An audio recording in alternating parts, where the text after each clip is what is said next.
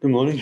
Welcome to the third talk in the series on the Katha, well, it's drawing on the Katha Upanishad. Theme for the series is Dialogue with Death, with these two interesting characters, the young boy Nachiketa, sitting there before the god of death, and they're having an interesting dialogue, and a lot of very deep philosophy emerges from that.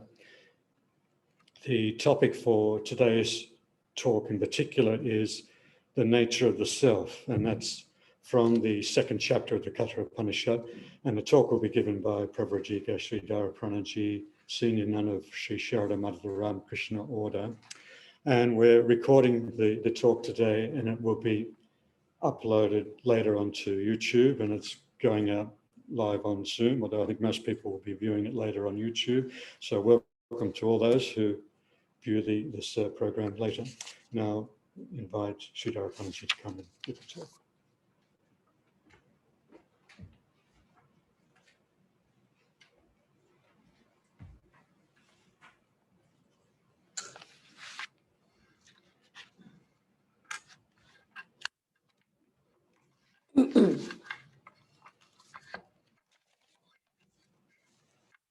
Om Sahana Bhavatu Sahanau Bhunaktu Sahaviryam Karavavahai Tejasvinavadhitamastu ma vidvishavahai. Om Shanti Shanti Shanti. Om, may Brahman protect us both. May Brahman nourish, bestowing upon us both the fruits of knowledge. May we both, that is, the teacher and the taught, obtain the energy to acquire knowledge. May what we both study reveal the truth. May we cherish no ill feeling towards each other. Om, peace, peace, peace. Om Paramatmane Namaha. Om Namo Bhagavate Vaivasvataya Mrityave Brahma Vidyacharya Nachiketa Secha. Om, salutations to the god of death, the blessed one, the son of Vivaswan, the teacher of Brahma Vidya, that is the science of God, as also to Nachiketa, the taught.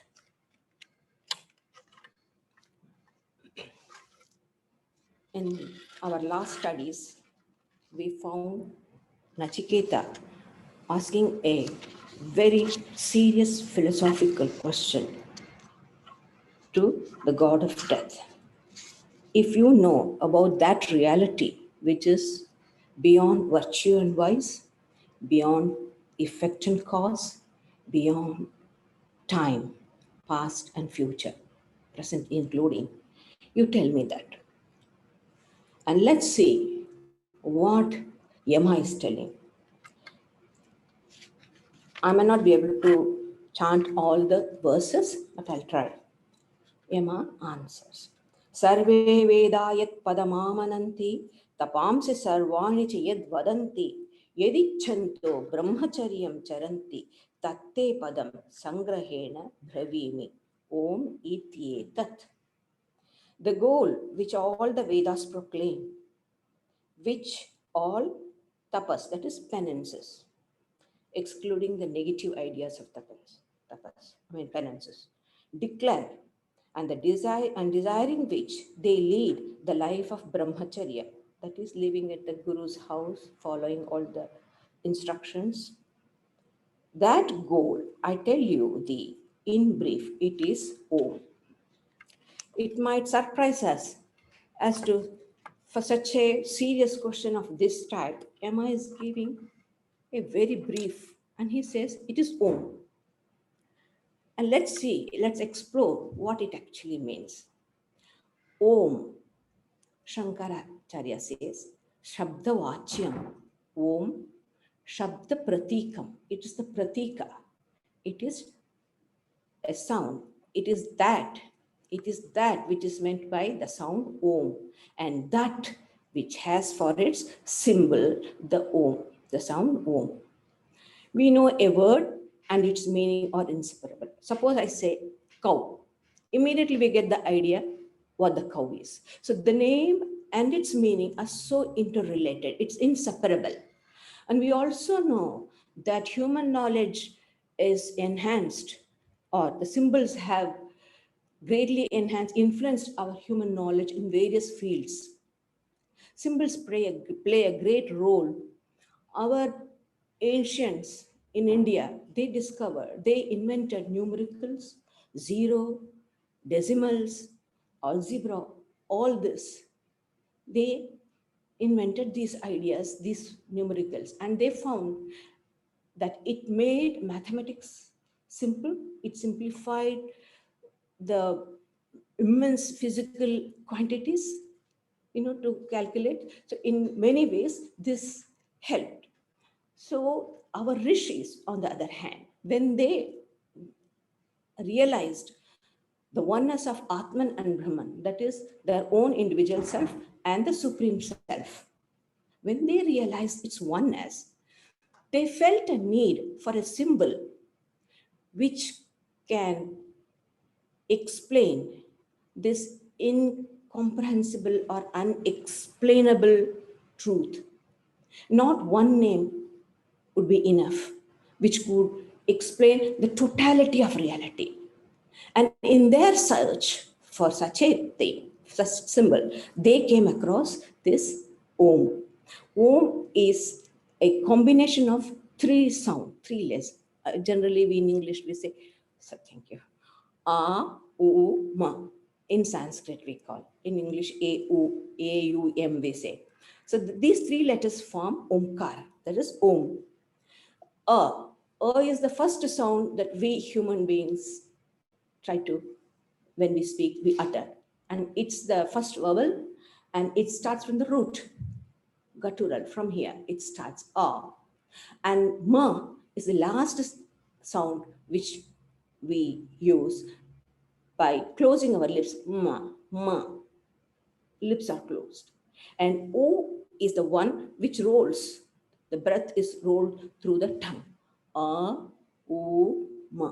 When it's pronounced, the whole symbol sound is just compressed in this one word, in this one symbol. So that is why it has all the universal characteristics in its sweep.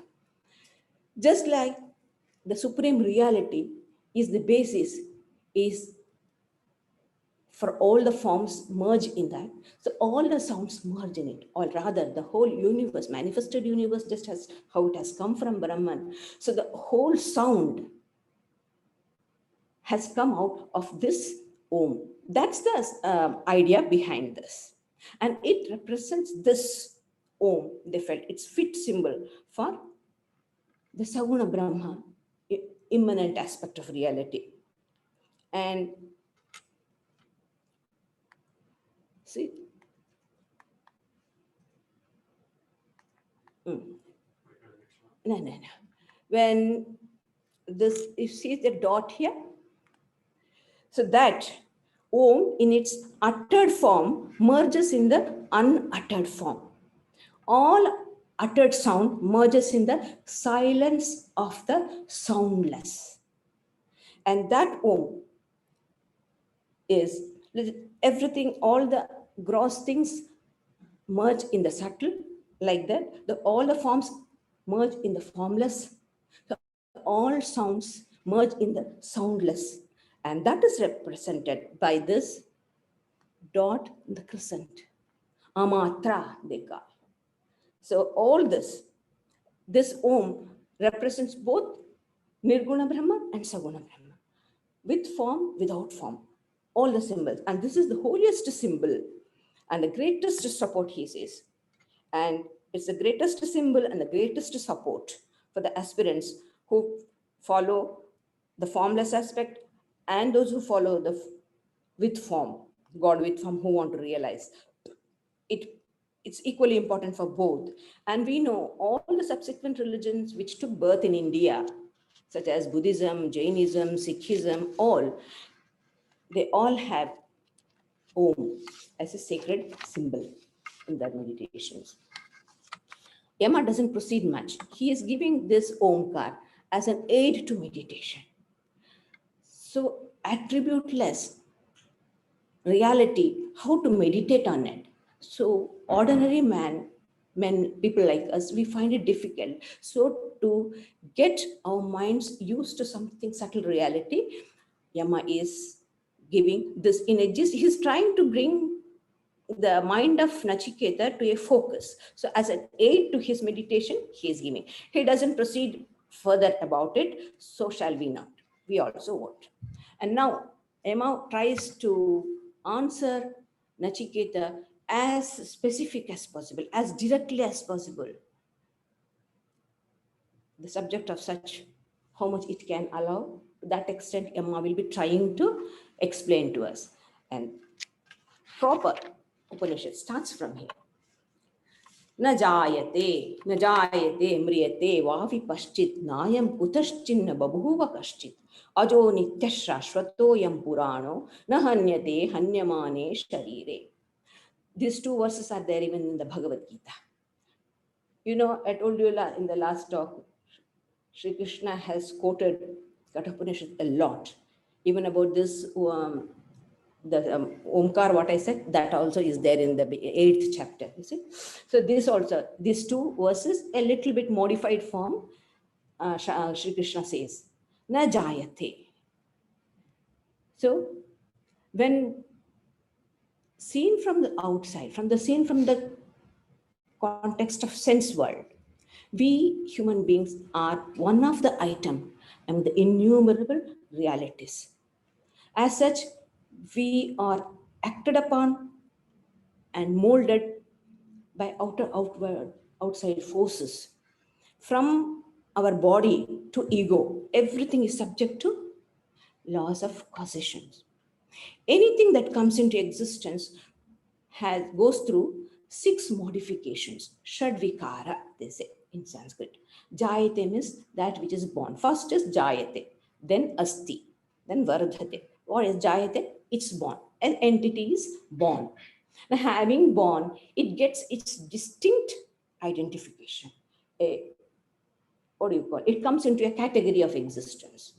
A cow cannot be a child. When a cow is a cow, a child is a child. Like we classify all the existence, all the realities, we put it into different categories. So you get that which is born, it gets a distinct identity. It's categorized. Then vardhate, it grows. Then viparinimate, it gets a transformation. After growth, it gets transformed. Adulthood, like for example. And then apakshiyate, slowly things start deteriorating. Cataract is gone. Then knees, hip replantation, knee, and then heart. Everything is changing. Everything is deteriorating, slowly declining. We are getting new things. We are not having anything what we had, we brought it. Everything is slowly getting changed. And finally, it collapses. That is nashyate, destruction. This is the truth of all that comes into existence. When we think about this, we really become pessimist. Is that all about it? Jayasva, Mriyasva. Come into existence, die. Is this all? Swamiji says, the heart trembles at this idea. Isn't there anything else? In Swamiji's complete works, those lectures on in the parliament, he gives the paper on Hinduism. So beautifully he has expressed. It'll take a long time if I go through all that. But no, there is something very profound in us. That's what the scripture is trying to tell us. Because however worldly we are, we all have a sense of inwardness. We feel the sense of inwardness. Even the most worldly person may have some vague ideas about it. May not be clear, but some sort of vague ideas of selfhood. This selfhood is a privilege given only to the crown of creation, human beings. So we feel it. It's our privilege. So when a vipashchit, another beautiful word, as last time we read, Satyadhriti, Yama told Nachiketa, you are Satyadhriti, means your will is your truth. That's the beautiful expression. As a student, as a students of Vedanta, our wills have to be yoked to truth, Satyadhriti. This is what we learn from Nachiketa. That's the character we want to learn from him. That's the idea. And here is Vipaschit, a discerning person. A discerning person says what he says. A discerning man knows that he is not born, nor does he die. He has not come into being from anything, nor has anything come out into being. From him, this self of man is unborn. This self of man is unborn, eternal, everlasting, and ancient. It is not destroyed when the body is destroyed. And then again he says, the killer, as Sri Krishna said, Hanta chenmanyate hantu, hatas chenmanyate hatam. Ubhau dau na vijanito, nayam hanti na hanyate. If the killer thinks that he is killing and the killed thinks that he is killed, both of them do not know, for the self kills not, nor is it killed. So when we see that there is something, a Vipaschit, a man of discernment, the whole of Vedanta, especially the Advaita philosophy, is stressed on only one thing: discernment, discernment, discernment. This is the main thing we need to. Sri Ramakrishna says, there is nothing like discernment and dispassion. The intelligence, the purity. When I say the sharpness of the intelligence, I don't mean anything else.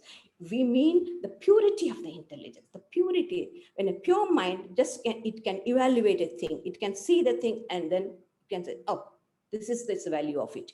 This intelligence, it has, a discerning man has. This Vipaschit is a wonderful quality we all need to learn. This is what the Upanishad is asking us to cultivate, this discernment, this capacity to discern. We all need to become Vipaschits, and we are in different levels, in different grades. The discerning man will know that he is not born. He is not subject to death. See, in the Shankaracharya says, a dull-witted man thinks, I am body, nothing more than body. Anything happens to the body, that's the end. Oh, goodness. So most of us are like that. That's why we get panicked. A virus can put the whole world into panic. That shows how strong we are with all our boasted intelligence. Where is the intelligence? All sense-bound, sense-oriented, body-oriented intelligence it is. But a discerning person will have a different understanding. A dull-witted person will say, I am the body. A learned man, an intellectual man who has studied something, understood something a bit, he will think, oh, I am a self, individual self in this body. But whereas the discerning person, not just discerning, he has got the experience, with experience. With experience, he identifies himself with the eternal Atman and knows, I am Brahman. I am not this body. He stands aside. He can separate himself from all these categories and be a witness. So with the death of the body, he is not afraid. With the birth of the body, he is not elated. This is the wonderful idea. See, another funny thing about it, but this is Shruti. In any other literature, you start repeating the same thing. We call it, it's not a good literature. Literature means you can't repeat. But that is not a mistake or a wrong thing in the Shruti. The Shruti, as I told you, like a mother, again and again, it tries to tell us. See, he said, na jayate, it is not born, and aja, unborn. It is not born, it is unborn. What's the difference? It's the same. Na mriyate, shashvat, it is eternal. So it's one and the same. But why? Why is this repetition? The scripture is trying to erase the strong samskaras which we have through eons, over the life after life we have created, and we have so much identified with our body, we cannot think of ourselves other than the body. To remove this strong samskara, the deep-rooted samskara. Upanishads are trying to again and again. They have infinite patience. They never get disgusted. We might get disgusted hearing the same thing, but the Shruti is never disgusted. Again and again, trying to make us understand. Get out of this idea that you are the body. Get out of this idea that you are the body. And you have to do it within this much. Try to go in this line. This is why the repetition is. And then comes the next one. Yeah. The next one, don't write on it afterwards. Anoraniyan mahto mahiyan atma se janto nito guhayam tamakrathu pashyati vita shoko dhatu prasadat mahimanam atmanah. This Atman, smaller than the small, greater than the great, is hidden in the heart of all living creatures. A man who is free from desires beholds the majesty of the self through tranquility of the senses and the mind and becomes free from grief. Small, big, all these are physical conceptions rising from spatial determinations. A physical entity may be big or small, but it cannot be at a, together always. Both at a time, it cannot be. Of course, relatively, a plant may be smaller than this tree, and this tree might be smaller than the other tree. So relatively, it might be, but something will not be small and at the same time big. Even why other things? Even in the quantum physics, when we come to the subtle realities, we see these variations, these paradoxes we see. So this Atman, Anu, Anu means atom. Anoranya, smaller than the smallest particle of matter. And Mahat, cosmic totality, the greater than the greatest. So this contradiction, where will it meet? Only in consciousness, which is pure, unconditioned, and non-dual. Yeah. Okay. Just to have an idea of the spatial enormity, it's so mind-boggling. Just see the enormity of the space. We say Mahato Mahiyan, greater than greatest. What actually we mean by it?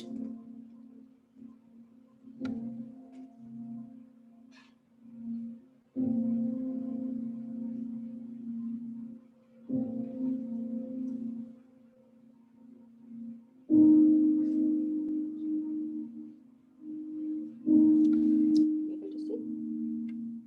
I'm not obstructing, no? Am I obstructing you?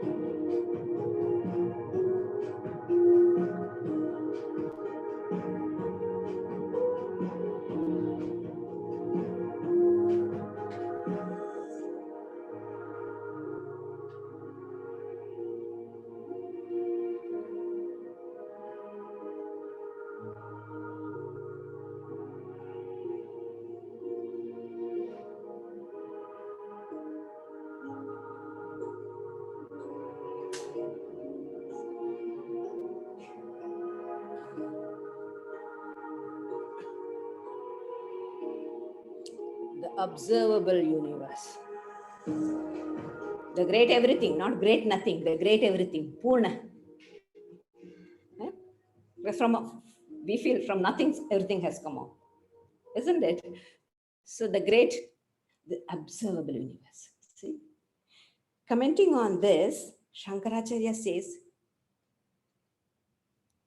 whatever entity exists in the world, small or big, they all derive their being from this eternal Atman. Separated from the Atman, divorced from it, they become reduced to unrealities. All this we perceived because of the Atman. In that awareness, we are aware of this. In the awareness of the Atman, we are aware of all this observable universe. If that is not there, there won't be any perception at all. It is this one self within me that is revealing everything.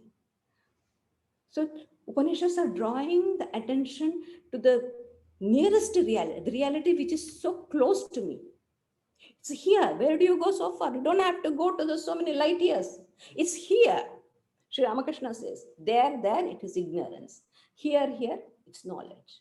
It's here. It's infinity starts from me, isn't it? We always have an idea infinity is far, far. No, it starts from me. It is otha protha, pervading in and through. So it starts from me. Purastad Brahma, Paschad Brahma, Brahma Dakshinashchottarena, Adharsturdham cha prasrutam, Brahma evedam Vishwamidam Varishtam. In front Brahman, behind Brahman, side Brahman, everywhere, up and down, everywhere Brahman. But one infinite reality, everything is suspended in it. The whole galaxy, what we saw, it's suspended. Everything is suspended in space, and the space itself is suspended in Brahman. It's contained. It's not like a cup of water in a cup you put. It's not in that. Brahman is in and through Brahman. In order, the fact we observe this, that means to say in and through this awareness. If not, if that awareness is not there, there's no perception at all. That is what it becomes, non-entities. So, and where is it hidden? Nihito guhayam, in this cavity. And how do we realize it?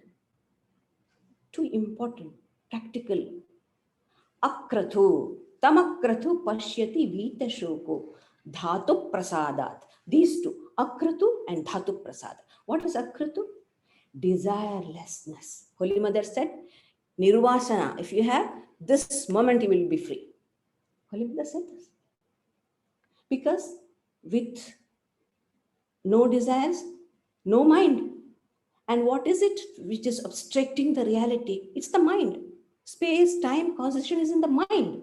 When that mind I am able to remove, it's no mind. If there is no mind, the reality is the one, this unobstructed, immediate realization. It is aparoksha. There is a paroksha always, immediate knowledge. Everything is coming in and through mind and intellect. So it gets colored according to it. There are so many factors. Culture, traditions, all this will have its influence. And we get a distorted vision of the truth. But when this mind is removed, when it's a no mind state, immediate knowledge. It is called as no mediation, not through the mediation of mind or intellect. Immediate knowledge. Aparokshanabhuti. This is what we get it. And so what is needed is the practical suggestion is the Upanishads are telling to reduce your desires. Reduce it. Reduce it. If not, you cannot get rid of it. Have good desires. What good desires? Bhakti Kamana, Sri Ramakrishna said. Love for the self, pure self. Atma Kama. This is another expression. Love of the self. Nothing, I don't want anything. Let me go in. This desire is a good desire. It will liberate us. So, and then Dhatu Prasadat. The senses have come. When we check the outgoing tendencies of our mind, they get pacified over the years of struggle with the mind and senses. The senses become calm. What the Gita says, Shanta Rajasam. The senses become calm. It becomes sattvic, no rajas, no running away, want to go here, want to see this. So that type of craving to get out of oneself gets reduced. It becomes calm, and that calm mind can discern it. And it can realize, understand the glory of the Atman. What is the glory of the Atman? Shankaracharya says, Karma nimitta vriddhi kshaya rahitam pashyanti ayam ahamasmiti. The Atman is not subject to increase or decrease as a result of action. He realizes it as I am He. See, no actions will pollute me. So the sense of guilt which we have, it's unnecessary. So we can be free from that guilt. We know some traditions harp on it, and their theology is based on it. When Swami Vivekananda was preaching, he said, somebody said, why do you want to go on to know that there is no devil? You want to listen to a person who says there's no devil, there's no sin? Swamiji was saying, why do you say harp on sin? So Upanishads are telling us, we understand nothing can, however I may be low, there is chance for me to come. The moment Shri Krishna says in the Gita, when he takes the right resolution that I am going to devote myself to the spirit, not to matter, then he becomes quickly, Kshipram bhavati dharmatma. And what is it? Shashvash chanti nikanchiti. Oh, Kaunteya, tell this to the world.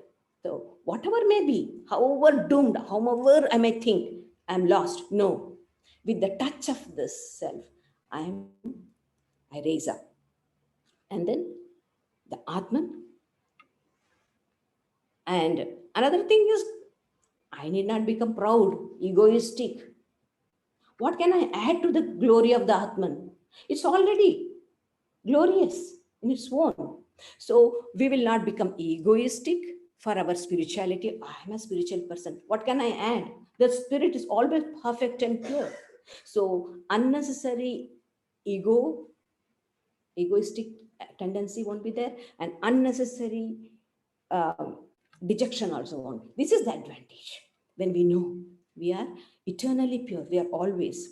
And then asino duram vrajati, shayano yati sarvata. These are all, we are into a lot of enigmatic descriptions of the Atman. All the contradictions and paradoxes are there, lot. And Asino duram vrajati, shayano yati sarvata, kastam madamadam devam, madanyo gnatumarhasi. Though sitting still, it travels far. Though lying down, it goes everywhere. Who but myself can know that luminous Atman who rejoices and rejoices not? Yama is not proud of himself. What he means to say, in order to realize this, one should be like Yama, completely established in Yama and Niyama. So what was that, the other one? See, the contradiction, the drill. That's the beauty. Yeah.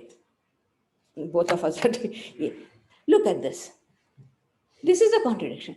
This person is on the treadmill. Running. No, it's stationed. But the feeling, the movement, if this can be for an ordinary things of the, what about the subtle realities? Movement is there, but it moves not. See, it's firm and still go round. How? How does this happen? That is what this scriptures are saying. See, for example, this Atman is immutable and stationary, but in dream, go around everywhere. Because I'm identifying myself with, not Atman, with the body and mind. So in my dream, I had been to England. I'm here. So what happens is all this, the Atman is the witness of all the states which is going on. Waking, dream, sleep, all this. Shayano yati sarvata, sleeping. What happens in the sleep? The mind is not active. The active mind is in dream. In dream, the mind becomes active. In the sleep, the beginning of the sleep, what the mind, it embraces the vritti called void. So it just goes into unconscious state. And then the whole day's experiences are there. Out of that, mind itself creates. I'm the subject and the object. Whereas in my mind, I may be taking ice cream from the refrigerator and eating. There's no refrigerator in the dream. But I create the refrigerator, I create the ice cream, and I enjoy the ice cream. The subject itself becomes the subject and object. And Sri Ramakrishna, the same implies to the waking state also. Only that it has a relative value. So if I say everything is me and I go and shoot somebody, I'll be behind bars. So with that, it shows it's not a dream, it's real. But in a dream, I can't do anything. But in actuality, when I do that, I will be behind bars. So that makes it different. So Vyavaharika Satya is there. It is relative truth is there in that. But apart, it doesn't have a Paramarthika Satya. The absolute truth is not there. So the world what I observe is also may be unreal. Who has seen after all the matter? Nobody has seen it. So Madamadam, he says, rejoices and rejoices not. How? The whole universe has come from Brahman, both the living and non-living. The non-living doesn't have any experience. A mountain doesn't have any experience of sorrow or joy, but a living thing, even an ant, has joy and sorrow. So the Atman is there even in the mountain. Atman is there even in the ant. But as a inert thing, it doesn't rejoice. But as an ant, the Atman experiences, identifying itself with the ant body, it rejoices and it rejoices not. This is how the paradoxes the scriptures try to explain. Then he says, bodiless, living in the body, ashariram sharireshu anavastheshu vasthitam mahantam vibhum atmanam matva dhiro na shochati. Because he is bodiless, Atman is bodiless, it doesn't have any parts, it's immutable, it's infinite. In infinity, there is no limitation. Form and limits all comes from the finite things. Because Atman is infinite and non-dual, it is bodiless. It's spirit, pure awareness, consciousness, pure awareness. And awareness is always singular. So in different bodies, it is there because it is formless. It is in all forms. And anavastheshu vasthitam. It is this changeless reality behind all this change. That is what the Upanishads are hinting. And knowing this, one overcomes grief and sorrow. Grief, mainly what we want is, we want to avoid. Instinctively, we avoid difficulty, pain. That is why scripture is telling us, you will overcome grief. Joy, when joy comes, we don't ask. When sorrow comes, we ask, why me? But when everything good happens, good comes, I deserve it. And when something goes wrong, why me? So this is what happened. So that is what scripture is telling. At least one plus point is that you will overcome grief. But the idea is, the moment grief goes, infinite joy is ours. We are only blocking it by creating desires. That is the main thing. So Nayamatma, this is a wonderful boldness of the Shruti. Nayamatma pravachanena labhya namedhayana bahuna shrutena yamevaisha vrunate tena labhya tasyesha atma vivrunute tanum swam. This Atman cannot be attained by the study of the scriptures, nor by the sharp intellect, nor by much hearing.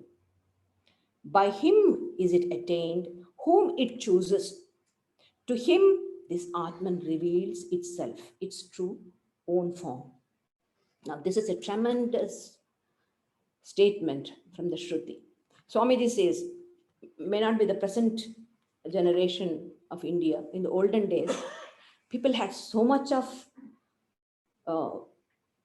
respect for the Vedas. If you ask them, how do you know there exists a cow? He will say, because the word cow is in the Vedas. The world outside exists because the world, it's in the Vedas. Such was the uh, people's faith in the Vedas. People held to this. Nowadays, everything is dollar and money, nothing else. They are not interested in anything else. If something can fetch money, that's fine. But our ancestors weren't that like that. Veda Mata, they respected Vedas as mother.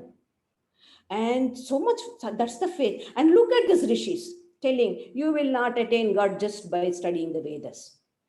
Look at the boldness. This is a product of love for knowledge, not dogmatic. Everything is there. The whole, you want to confine the unlimited, infinite reality within the bonds of the books. No. But still, I don't think any other religion has produced that much of scriptures as Hinduism. Oh, the amount, it's an ocean. Still, it says you will not get anything. Reality, what happens? But still we insist. Swadhyaya, Shravana, you have to study. Why? Thereby, we train our mind to understand subtle realities. We are disciplining the mind, teaching the mind how to think. And we gain experience from others' experience. Vedas are the jotted down experiences of great seers. So we know they have to, you do this way, you will understand. They only tell us, nothing more than that. I have to go myself. I have to walk. I have to travel. I can't be carried on the wings of someone. I have to learn. So I have to make my wings strong. What are my wings? Discernment and dispassion. These are the wings. And a bird flies on the wings of, these two wings are very necessary. Two wings and tail. These are the important thing. And for the Atman to fly from alone to alone, what is necessary? Aspiration is the tail. Discernment and detachment are the wings of the Atman, as a sadhaka, with aspiration as the tail. With this, we fly from known to unknown, from finite to infinite, from alone to alone. So he says, and not with lot of reading and intellectual understanding. Intellect may get cleared because mind and intellect all work in and through the Atman.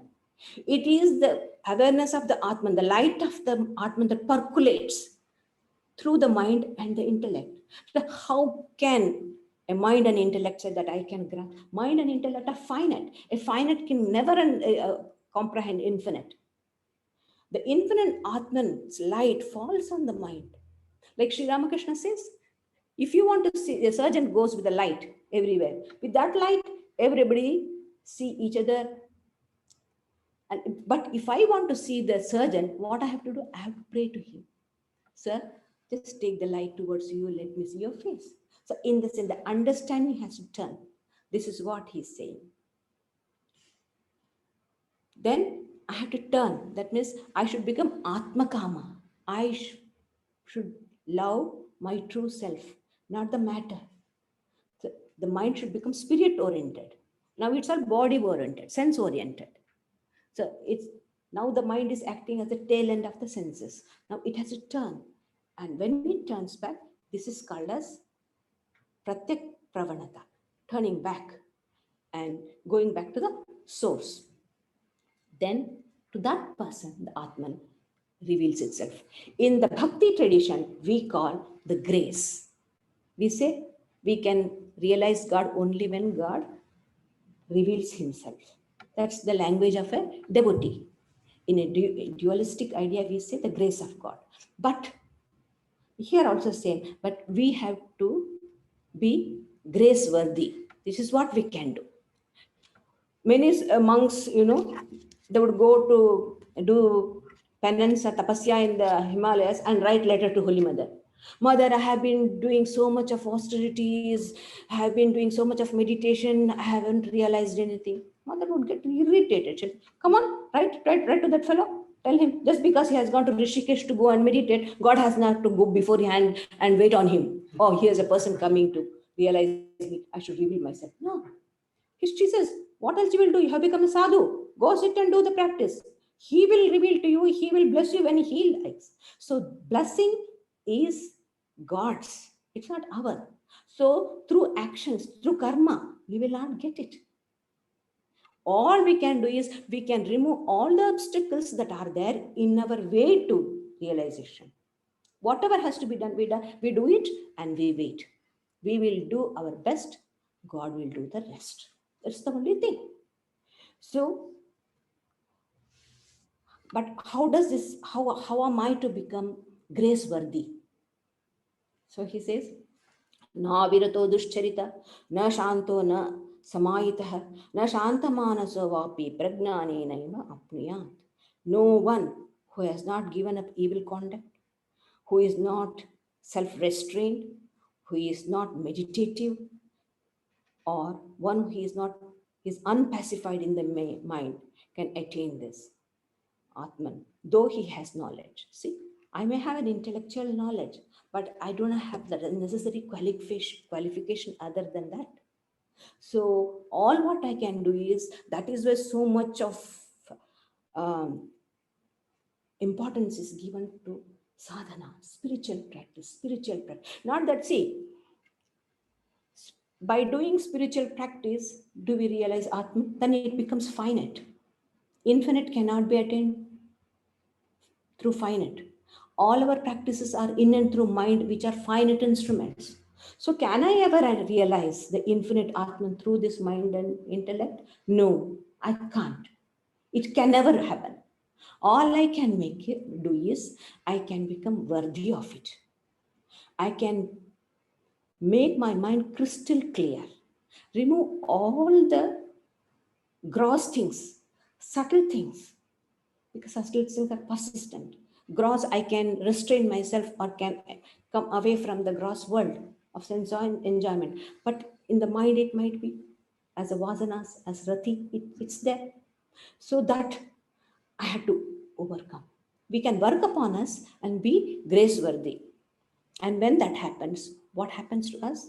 Yasya brahmachakshatram cha ubhe bhavata vodanah mrityoryasyopacheshanam kah ittah veda yatrasaha, of whom the Brahmana and Kshatriya are the food, and death is but a pickle. When there is pickle, our food is, our taste is enlivened. We feel happy to eat. So death is nothing but a side dish for a man of realization. He's not afraid of anything. And Swamiji says a beautiful story of Alexander the Great. He had come and his teacher had told him, when you go to India, if you can, if it's possible, get a holy man from there. So his soldiers came and told him, we saw a very wise man there. Would you like to go and visit him? The emperor went and spoke to him. After speaking to the old man, he was fascinated by his wisdom. And then he asked him, I would like to take you. You have to come to our country. And I want you to go with me. He said, me? Why should I go with you? I'm happy here. These streams give me enough water to drink. This forest gives me enough fruit. Why should I go? Then Alexander thought, I am an emperor. Nothing can be denied to me. So standing on his authority as an emperor, he said, if you don't come, I'll kill you. And the old man, the sannyasi, burst into laugh. He said, I don't think you have ever said such a lie as you have said just now. Me, the infinite Atman, you, a creature of matter, can you ever kill me? I am the unborn. I am the deathless, infinite Atman. This is the courage we get when we realize, let alone when we realize this. Swalpamapyasya dharmasya trayate mahato bhayat. Shri Krishna said in Gita. Even a little of this dharma will save us from great fear. Ordinary person panicking, coronavirus. But we as devotees still, of course, we don't want to go and hug a coronavirus patients, true. But we are not so much drawn down.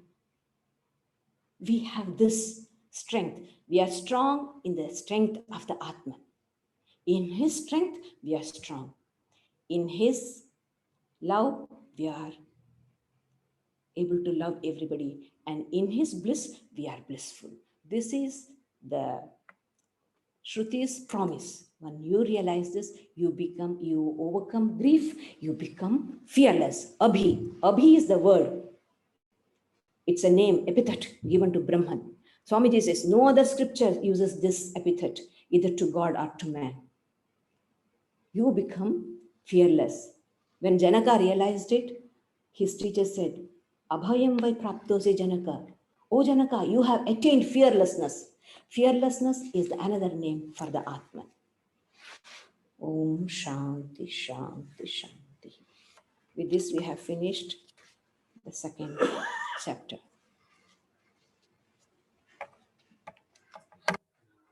Questions? Right. Questions, discussion?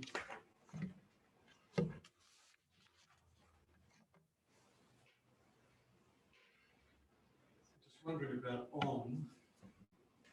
Is it a given that everybody, when they get into a deep enough meditative state, is it like some universal primeval sound? Yes, it is called as anahata, unobstructed sound. It is going on in the universe. Only when we attune our ears or within, then we hear. Actually, Sri Ramakrishna says it comes from within. One of the Swami I heard, he had realized this. He told me, our Bharati Pranama, she had realized this Anahata Dhvani, Omkar. So Sri Ramakrishna says in the first chapter of the Gospel, you see, the rituals, the Sandhya merges in Gayatri, and the Gayatri merges in Om. The Om enters in the self. And in the Gospel, we see this monk coming to Sri Ramakrishna. He asks, tell me about the Brahman. Then he says, Omkar. He speaks of Omkar. But Sri Ramakrishna says, you see, but it must be representing something. And he says, that which is, it denotes, and that it's one and the same. There are many sadhakas who do Omkar Upasana. There are many sadhakas. And the Gospel, Sri Ramakrishna says, when Sri Ramachandra went to Dandakaranya, there's so many saints, they came and they said, the great rishis may call you as the son of Amenaman, as an incarnation, but we know you as a son of Dasharatha, because we meditate on Omkar Sachidananda. So this is another way. The sound merges in the soundless. So when I can do that, all the senses, if one sense comes, all the senses naturally come within, isn't it? So that is how they realize. But this was the old sadhanas. Sri Ramakrishna says, now tantras have replaced. So we go for tantra. So this is the Vedic sadhana. That time only Gayatri and Omkar was the only spiritual practice that we used to do. Yes, please. Sridharaprana, you were talking about how in the dream world things can be created at will, right? But somehow that doesn't seem to be occurring on the real world. But some people say, for example, saw a vision of what they needed to do in their dreams. They pursue it and try and create it in the real world too. So if you had a vision or a dream that you needed to do this, can you also create that in the real world? As laws that occur, that operate in the dream world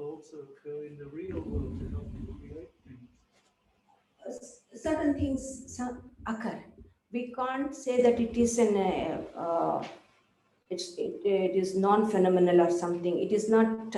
It can happen. For example, when we become more subtle, our imaginations become clear. For example, in Holy Mother's case, or any, so what they think, those incidents happen outside.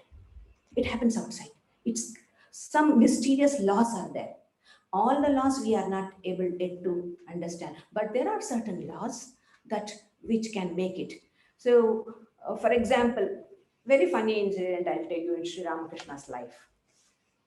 It's very interesting. Sri Ramakrishna was traveling with Mathur Babu in Calcutta. You know, Mathur Babu, big man with big mustache, and he was going. And Sri Ramakrishna was going with him in the what do you call, what is that? Horse carriage. Yeah. At that time, Sri Ramakrishna was in spiritual mood. He identified himself with Sita. He could identify himself with anyone and become one with them. So so at that time, what happens is the Ramakrishna individuality wipes away. There are no two individuals. He becomes one with it. So much so that complete phenomena turns different. So when he identified himself with Sita, he saw that this is Ravana kidnapping me. And he was screaming, Rama, Rama. And with all that, there was a big accident. And the carriage toppled, horse one side, and big accident. And suddenly he came to the normal consciousness. And then poor Mathur, anyway, nothing happened to them, somehow came back. And he asked, Master, why did this happen? And Sri Ramakrishna said, suddenly I thought myself to be Sita and you to Ravana. And you know, in the Ramayana, it says when Ravana was kidnapping Sita, Jatayu came, the bird, and it started fighting with him. And it broke Ravana's chariot, it put down his crown, and big mess it did. See, the outer thing, it coincided with this. It's not, we can call coincidence, or the whole phenomenon obeys to that mind and it changes. So in a simpler way, this might happen with us who have got that much capacity to imagine and bring it out. So You that can is, realize your dreams. this is a fantasy, you may call it. So many, even in the mind, when we dream, it's all our samskaras. Actually, you know, I had a wonderful, anyway, some German philosopher. Nitatna, can you give my phone, please? He says that, because I don't remember the name of the particular physicist, so he says he is a physicist studying matter. He says for 30 years I have been studying matter which didn't exist. It's a wonderful thing. I don't want to ruin it by just myself telling. It's a very, very nice thing. Thank you, Umlaben.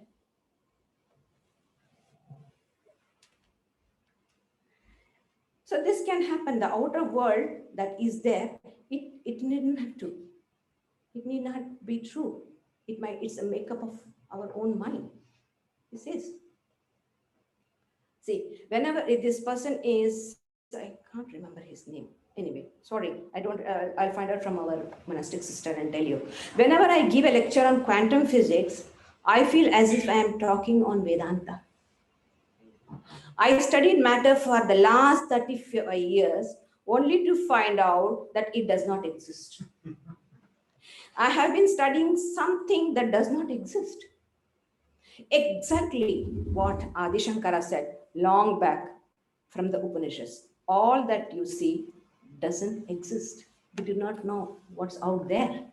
But still, we have got this firm conviction the outward world exists. So this is the strong samskara we have. Until we get rid of it, Atman can never be realized. Upanishad is trying to teach us. What you see, it's not there. It is not there. The snake, you see the snake and you get frightened. Then I bring a torch and put, oh, it's not a snake. It's a rope. What actually, if in order to feel this rope, to get confused, superimpose, or to get frightened, or to see this illusion of snake, there must be rope. If there was no rope, no illusion would have happened. Isn't the substratum is there? Adhishtan is there. The awareness is there. On that, I am imposing everything that is not. The being is there. On it, I am imposing all that is not non-being. And I'm creating. This I have not been doing just now, not in this birth, or not a few births, not in this creation. Creation after creation, I have been doing this. So I got used to. And so much so, I, the spirit, the pure awareness, have become bone and blood. To that extent, I have deteriorated. So man is a degeneration of what he was. This is the idea behind Adam's story. That holy innocence, the truth that passes all understanding, this is what is our true nature. But degradation is law of nature, we come back. So get out of the nature. How? Through discernment. Discernment is the greatest asset we as human beings can have. It's a great blessing. No wonder Shankara says Viveka Chudamani, the crust jewel of Vedanta, is this constant discrimination. There's another beautiful book. It says, Asupte, Amrityu, Nayita Vedanta Chintana. As long as you don't fall asleep, so long you don't fall asleep, so long the life doesn't go from out of your body. Constantly have Vedantic thoughts in your mind so that we can pave our way for evolution.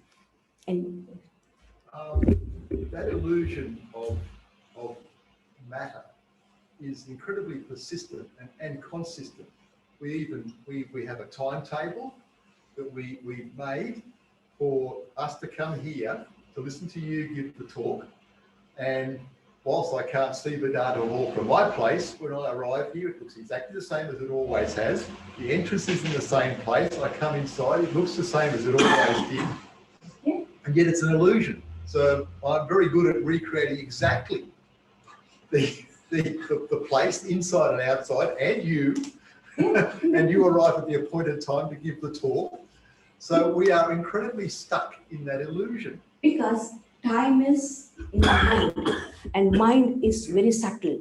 You know, we have three types of body: Sthula Sharira, Sukshma Sharira, Karan Sharira. These are the three. It's only this gross body. Gross body, it's nothing. A virus, a climate can destroy it. A little bit of heat and cold can. How many people die of the flu? It's cold. Die. So this is absolutely nothing. But whereas time, mind is subtle. These are subtle concepts. Mind is also a concept. So it's subtle. The more a thing is subtle, the more persistent it is. That is why we carry this mind, this subtle body from one to another, It's the subtle body it goes. It's persistence. You can get rid of the gross body, but it takes eons to get out of. And the final subtlest of is ego. So subtle, you can't even catch it. You can't. But its bedrock is the Atman. It's a very strange notion. This ego is a very strange notion. It doesn't exist, but it always exists. It exists not. Sri Ramakrishna says, you start analyzing it, ego is nothing. It's nothing. It's an illusion. Here is the matter, here is the spirit. It combined together, it produces the illusion, it's individuality. So Swamiji says, you are not at individuals. Individuality is an infinity. Only when you attain your infinite dimension, only then you are. But we all have strong individualities. You say something, immediately I'll fire up. See the individuality? See, that's still subtle. And Sri Ramakrishna says, with the destruction of the individuality, peace reigns. He used to say in his homely language, Ami mulle khuchibe janjal. If once I die, everything gets cleared. So it's just subtle things are more persistent. Yeah. So in this context, perhaps we might be using the difference between the pure self and the jivatma, which is Individualized. embodied self. Yes. Now, how does this pure self become embodied self, and how we can get out of that? The scripture says, I don't know. Scriptures, because that question itself is illogical. The question is not framed. When you read Complete Total Swamiji's third volume, in that Swamiji says, many have asked this question in the Madras lectures. He says, first put the question in a logical way, because when the infinite never is born, how did it become? Even in the paper and Hinduism, you get that answer. This question doesn't arise as long as I'm involved. I'm in the bondage. Once when I get out of the bondage, I know I was never involved. I was never bound. That's why in the na muktir na meya, I have no mukti. In the Nirvana Shatakam, Shankara says, I have no moksha, no bondage. There's no bondage at all. And where is the question of liberation? If a person is bound, then so all our bondage, all our suffering is with the individual self, the embodied self. And how the embodied self, how the infinite pure consciousness thought itself to be a body, the scriptures won't answer, because they say this cannot be answered. But it shows us how to get out of it. How to get out of it. But because if it answers, it doesn't have. So all the philosophers, what's the book? I forgot the book. Where the criterion of truth, Bradley or somebody, he has described. He establishes the unreality of the universe. Unreality of the universe, the scriptures, because the Atman cannot be pointed out and told, this is Atman. So that is why it is using a negative language. It is not born. It is not dying. So this is the only way that scriptures, because directly it cannot say. Infinite reality you cannot even tell. That is why, Shadadarshanena Paidarshan. The six philosophies can't say what the truth is. It can never be answered. This question will always remain. But I know how to get out of it. That the scripture show. But how the infinite thought itself to be finite, how the pure thought itself to be impure, how the bodiless thinks itself to be bodied, that it cannot be answered in a positive way. It can be answered in a negative way. So when I start peeling out, removing all that I have imposed on it, what remains? Sri Ramakrishna gives a beautiful example. He says, supposing there are 10 pots, and the reflection of the sun falls into this pots, in the water. So we say, how many pots are there? 10 pots are there. And what is there in it? 10 reflected sun. Now, I break one pot. How many is there? There's 9. So when I start breaking everything, how much is? Only one pot. And the one reflected sun is there. I break that also.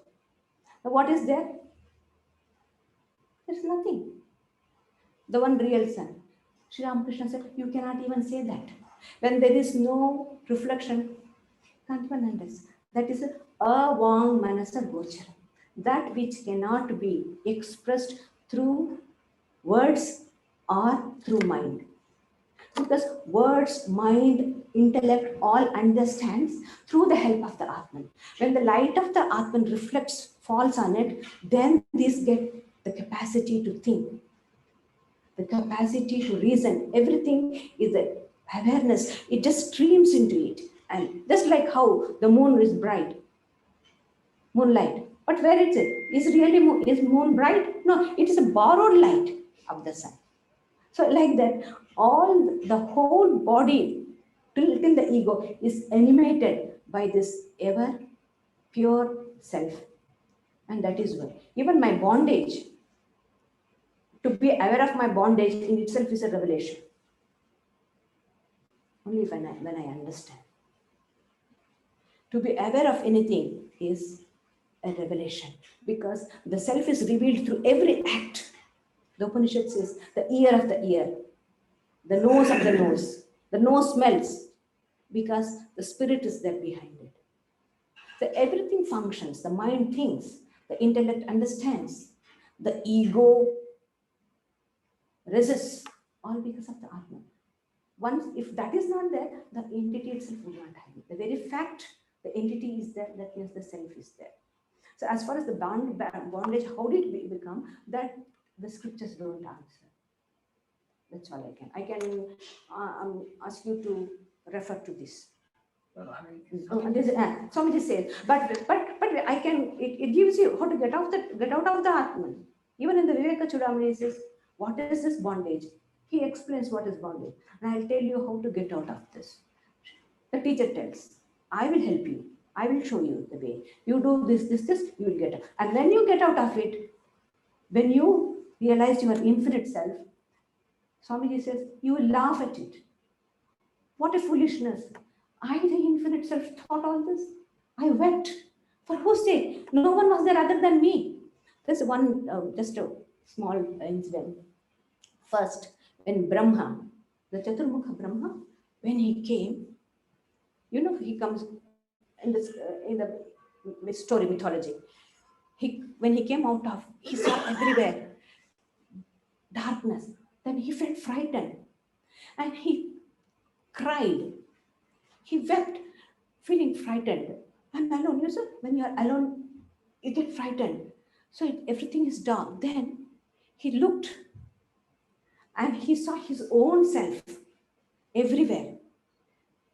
Then why am I afraid? Why am I weeping? There's nothing other than me. The fear came because of Ditiyadvai Bhayam. The fear comes with the duality. When I am alone, it's all me, nothing else apart from me. There is nothing else other than me. Who is there to hurt me? Who is there to give me joy? There is no tatra ko moha kashoka ekatvam anupashyate. Absolute freedom. Absolute freedom is when we are by ourselves, when we are alone, not lonely, when we are alone. When we enjoy our aloneness, that is the step towards freedom. I think it's time. Anything else? Namaste.